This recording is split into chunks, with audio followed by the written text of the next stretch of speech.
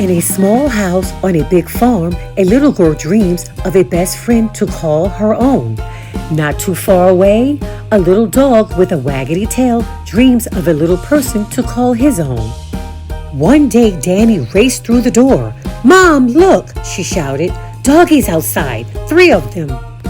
Mom peeked out the window. The dogs were mutts and more than a little dirty. Probably came over from next door. I'm sure they'll go back home for dinner. DeAnne nodded sadly, but when she looked through the kitchen window after dinner, the dogs were still there. They were there as she brushed her teeth and when she crawled into bed that night. Snuggling under her covers, DeAnne made her secret, silent wish that the doggies would stay. The next morning, they were still there, and the next day as well. It felt like her secret wish was coming true. By the 3rd day, it was as if the farm had always been their home. They chased the chickens, stole the other dogs' food, and slept in the barn at night. Each morning, DeAnne greeted the dogs, and each morning they growled in response. Then one very special morning, DeAnne turned around to find the scruffiest one following her. He followed her when she fed the horses. He followed her when she took out the garbage, and he watched as she helped Dad feed the chickens. The next day when DeAnne got off the school bus, she raced home to see if the dogs were still there. They were, and the scruffy one was waiting for her. His tail wagged crazily as he trotted up to greet her, a little hop skip in his step. "You sure got friendly, Mr. Scruffy." Even though DeAnne had only known him for a short time, DeAnne already loved Mr. Scruffy. She loved all the dogs. More than anything, she wanted to keep them. So she tried to show Mom and Dad that she could take care of them. "I don't know, DeAnne," Mom said. "They cause so much trouble. We can't keep them out of the barn, and they're eating up all the food for the other dogs. And they keep stealing food from the trash," Dad added. DeAnne knew she had to find a way to make the dogs behave. She put a big box in front of the barn door to keep them out, and she made sure the garage bin was totally covered. But they still got into trouble.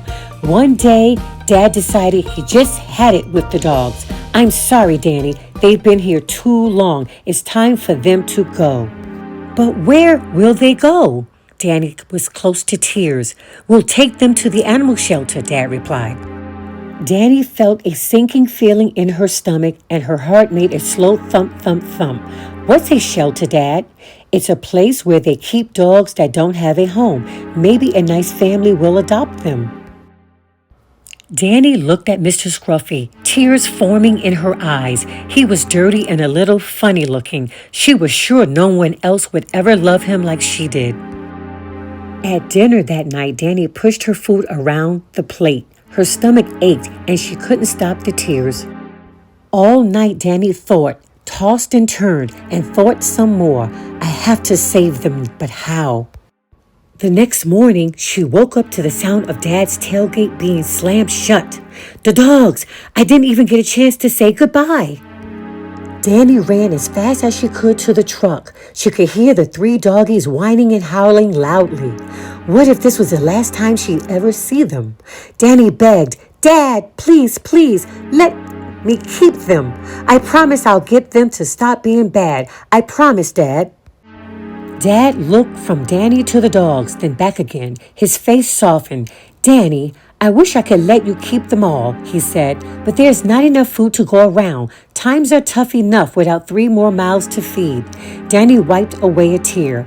"Can I at least say goodbye to them?" "Go ahead." DeAnne hugged Mr. Scruffy tight. "I'll never forget you," she whispered. Then she backed away, keeping her eyes on him, taking a picture in her head so she would never forget him. Behind her, Dad said, "You'll walk him and feed him? And make sure he stays out of trouble?"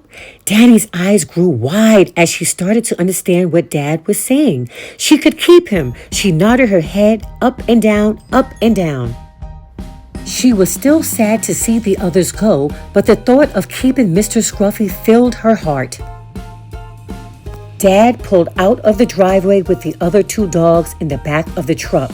Mr. Scruffy ran halfway between the truck and Danny and looked from one to the other as if trying to decide. As the truck disappeared, he turned and walked back toward Danny. Hugging him close, Danny said, "I'll miss them too, but we'll take care of each other." Mr. Scruffy licked her face and wagged his tail, almost as if he were agreeing. He was happy to be with his Danny. Giggling, she looked at him. Now that Mr. Scruffy was all hers, she wanted to give him a real name. "I'll name you Georgie," she said, "and you're all mine."